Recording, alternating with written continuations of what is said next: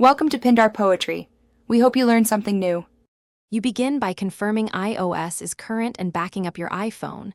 This protects data if you need a restore. Next, power off, then inspect and gently clean the home button and your finger.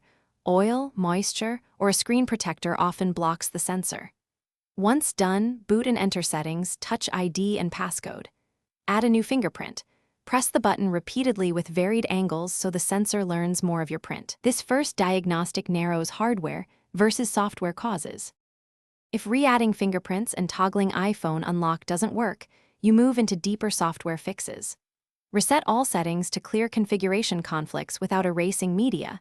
This often restores Touch ID responsiveness. Make sure to re-add prints afterward, using slightly different placements each time. If problems persist, prepare a full restore via iTunes, but first enter DFU mode to ensure a clean reinstall of firmware and iOS. This step addresses corrupted system files. After software attempts, you check hardware. Remove the display only if comfortable, then inspect the home button cable and connector for debris or corrosion. Reseat gently and test. Remember, Touch ID uses a secure enclave tied to the original sensor. Replacing the button with a non-genuine part will disable Touch ID.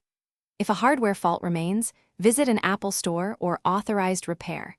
They can replace parts while preserving Touch ID where possible. If nothing works, use passcode and enable strong security measures as a fallback.